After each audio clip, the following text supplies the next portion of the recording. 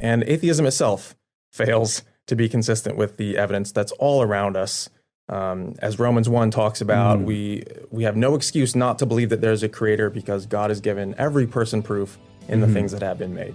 No, you see, here's the thing. If we have a natural explanation for how something came into being or why a process happens, then we don't need to interject a supernatural deity figure in order for that thing to happen. And because of this, everything that we've experienced in the past has been ultimately explained by a natural explanation. Therefore, we don't need a God to explain these things. Just because Paul says that, oh, everything is evidence of God, does not mean that everything is actually evidence of God. He was talking out of his ass.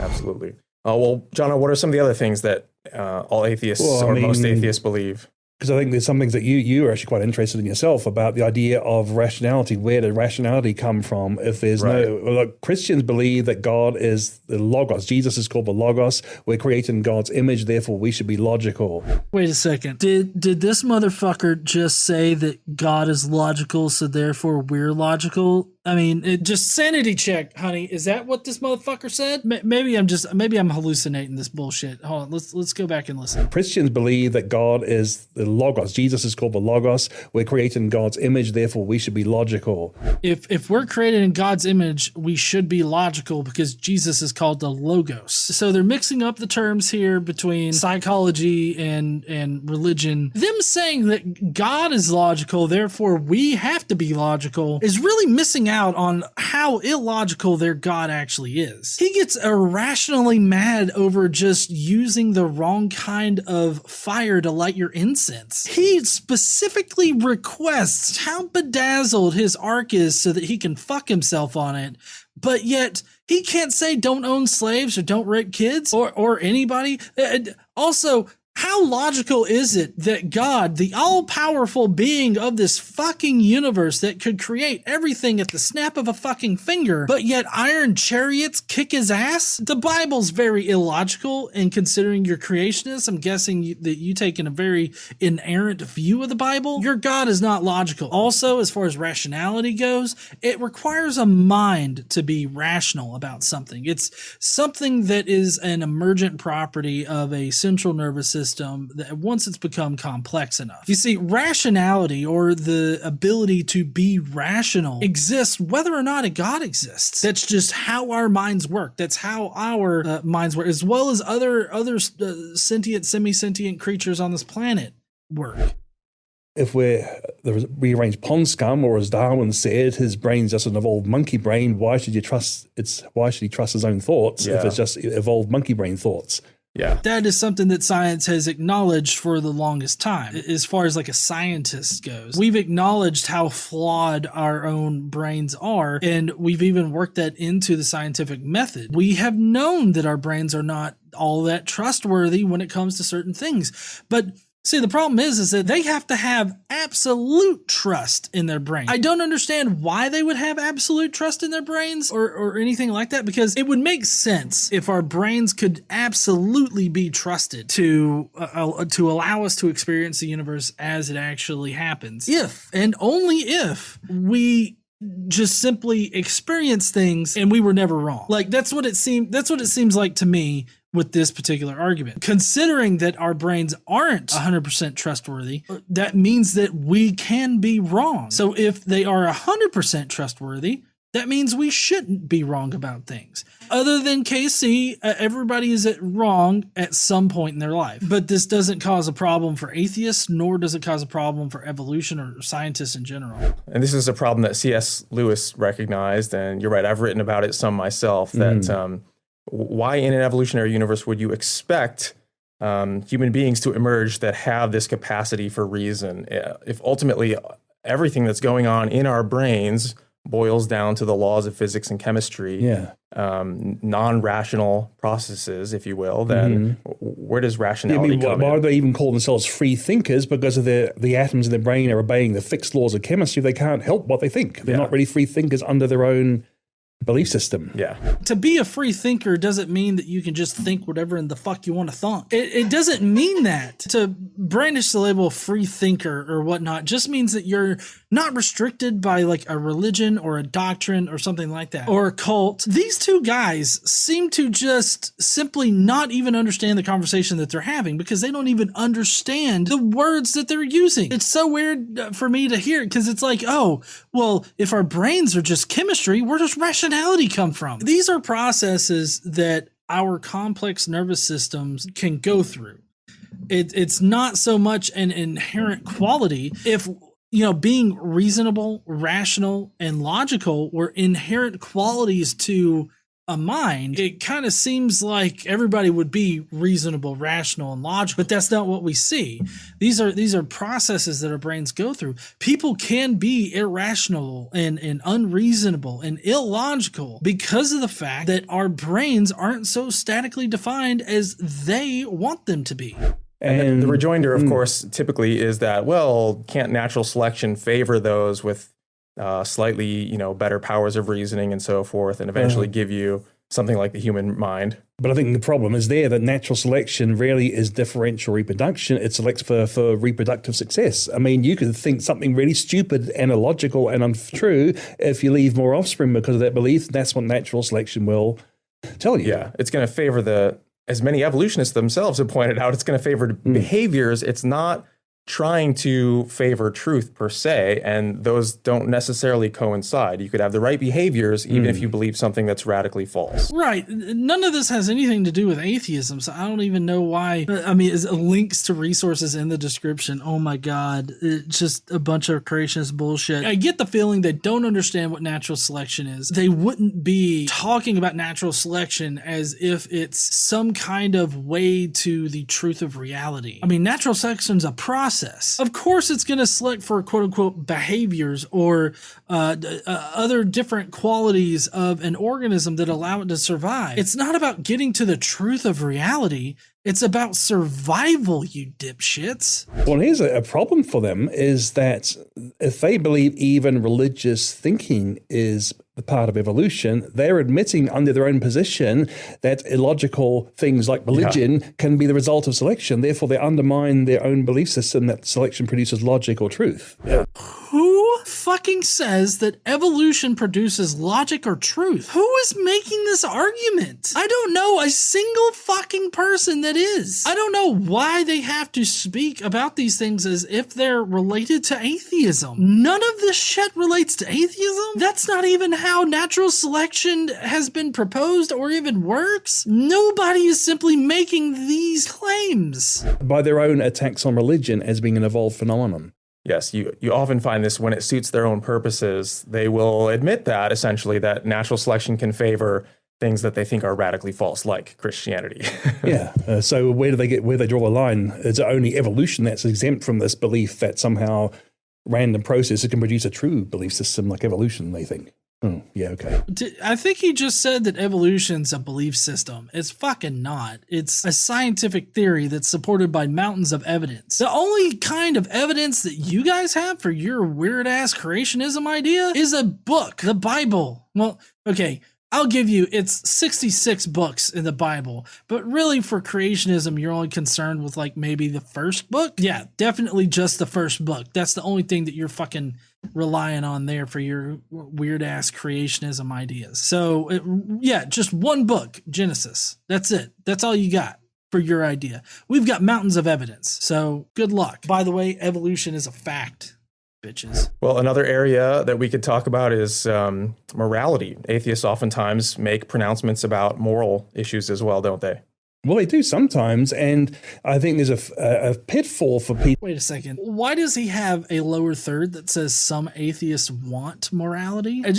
I mean, I have to point this out. I don't even know what that sentence is supposed to fucking mean. People to fall into is to say that atheists can't be moral. They can't be good people. Now, we don't actually say that. I don't think we do anyway. I mean, some of them were bad people, Stalin and Mao Zedong. I mean, last century was 100 million people killed by atheistic governments.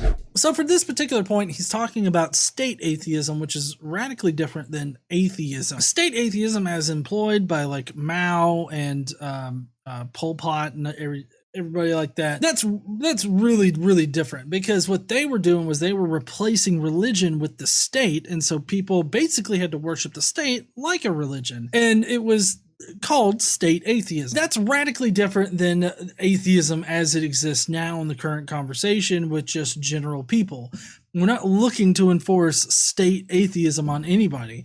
We just want to prevent creationists like this from talking to our kids. Okay. Yeah, and we would say, by God's standards, all are sinners.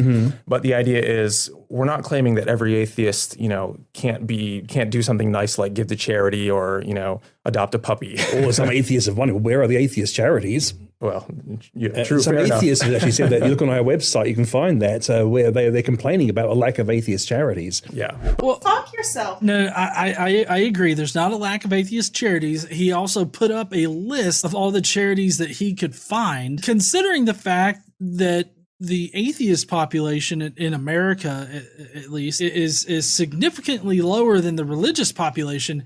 It's really no big surprise that there are way more religious charities, especially with the fact that religious charities get special privileges here in the United States. I mean, to be a tax-exempt church, you really don't even have to fill out the tax documents to be tax-exempt. You just have to fit the qualifications for being a church. And it's a very low bar to set, too. I know, because I've looked into this back when I was looking into this one woman on YouTube who was who had set up her quote unquote church. I looked it up, and you really don't have to file any 501c3 documentation. Whereas like the secular charities or other charities that are set up, which every charity that's not a religious charity is a secular charity, which should be included on his list of charities. But we'll just walk right past that little shit. Though they actually have to file tax documents in order to be a charity and be tax exempt. You get a lot of privileges with being a religious charity in America. So you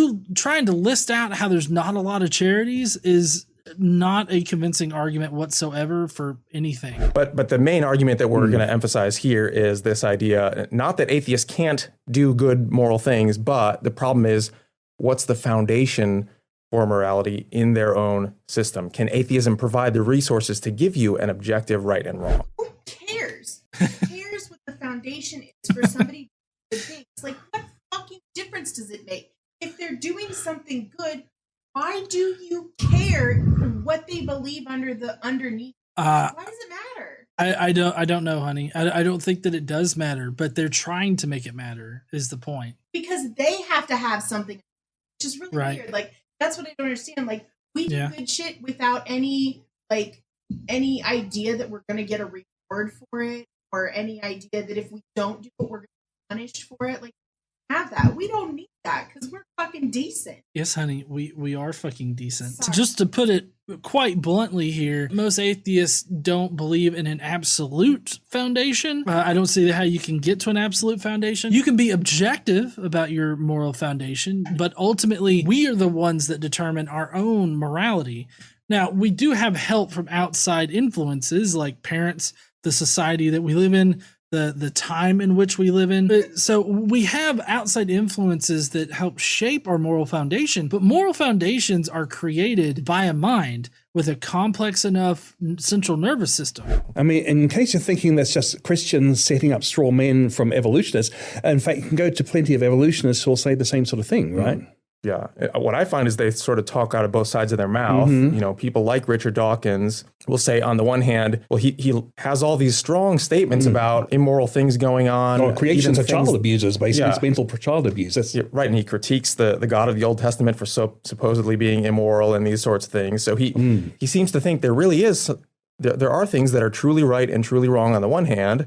But then on the other hand, he also says that at the bottom, there is no good or evil. Everything's blind, pitiless indifference in the universe. So there's no objective standard for right and wrong. It's whatever human beings invent. This is such a fucking train wreck of a conversation between these two guys, because now they're mixing up ideas of objective and absolute. What they mean is an absolute foundation that apparently Dawkins is saying that there's some kind of absolute foundation for morality. He's not. They interchange it with objective. You can be objective about your moral foundation. Like we can say, we can objectively say that this is bad. That does not mean absolutely. You can be objective about a moral foundation. That does not mean that being objective about it leads to a God. Can I just say one thing that might not be popular with some atheists, but I just need all of the theists out there to know it. I don't give one single fuck what Richard Dawkins says, or Sam Harris, or any of the rest of them. We don't have gods in atheism.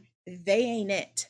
They don't make our rules. Nobody cares. I agree. Not even Christianity has an absolute moral foundation. Their idea of an absolute moral foundation has changed throughout the ages. I mean, up until 1865, slavery was just fine. And they even kept slaves and upheld slavery in the exact same ways as the Israelites did. Up until 1865, slavery was just fine. And then it became bad. And over time, slavery has become an abhorrent thing that we can say objectively is wrong. But that's us with our rational minds and our chemical processes being objective about a moral claim. That doesn't mean that a God exists or that that's some kind of absolute morally true statement.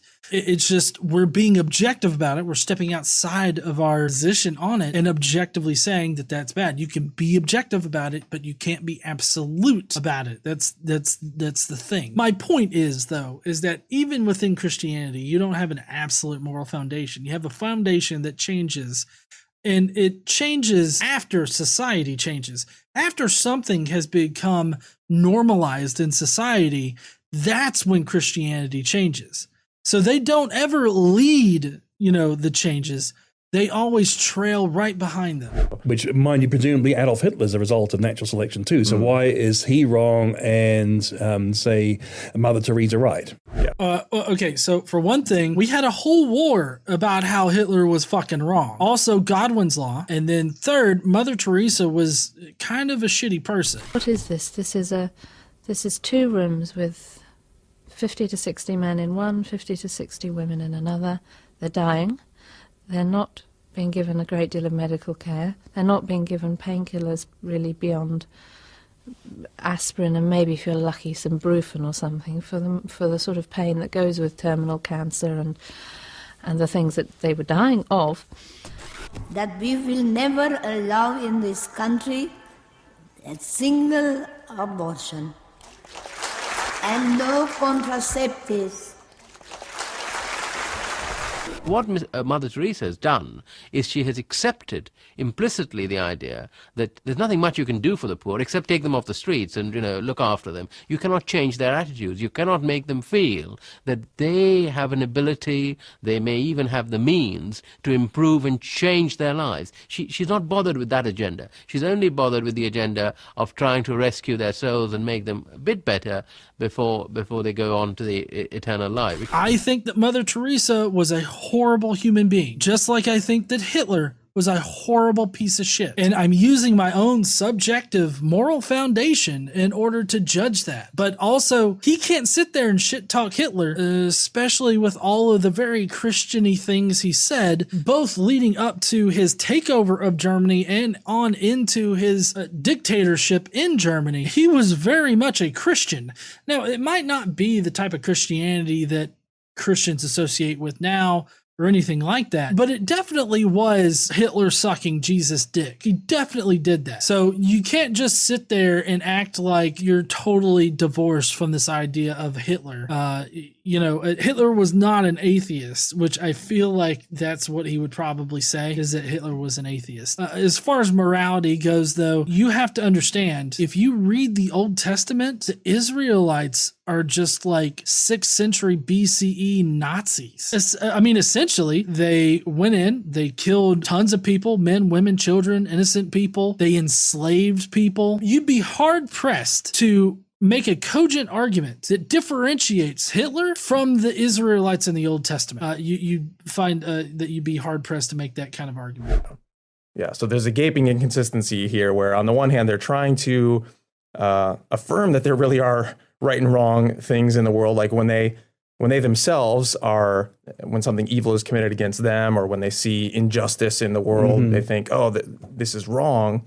But how can that be in their own atheistic system? They have to hijack a Christian belief system to try to attack Christianity. They can't do it from their own belief system. I mean, you motherfuckers realize that this concept of morality existed way before Christianity did, right? Or even Judaism. The Code of Hammurabi helped lay the foundation for future civilizations. You understand that Christianity doesn't have some kind of fucking trademark on morality or some kind of copyright on it. They weren't the first motherfuckers out there to lay down some kind of bullshit laws to govern their people and to beat into their minds this sense of what is right and what is wrong, which in the Bible is essentially, if it doesn't suck God dick, then it's evil. That's what it boils down to in the Bible. Well, you got William Provine, who's another. He's an atheist. Well, he's not anymore. He's dead. Okay.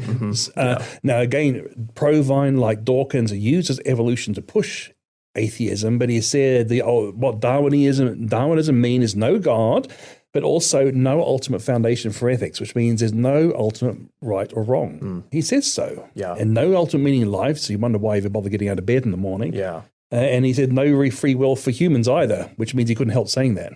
Well, so as far as meaning to life goes, I don't think that we all have to have the exact same meaning for life in order for it to make sense to get out of bed in the morning. Because for Christians, especially these Christians, the ultimate meaning to life is to praise God and to do everything that God says. Atheists, we don't have any kind of ultimate meaning to life because we all have our own individual meanings to life. If you wanted something that was kind of absolute, I guess it would be to survive. I wouldn't say that that's any kind of real meaning. I mean, that's just kind of what we do. We survive day to day. As far as any meaning that actually has substance to it, I mean, we construct our own. We don't need a book to tell us what our life should mean to us or to give our lives meaning in general. I actually think that it's a little sad that you need to be told specifically what is right, what is wrong, like in a book and in an absolute way. Most of the time when we get into this argument of morality and shit, they will often say, well, I would just go and kill a bunch of people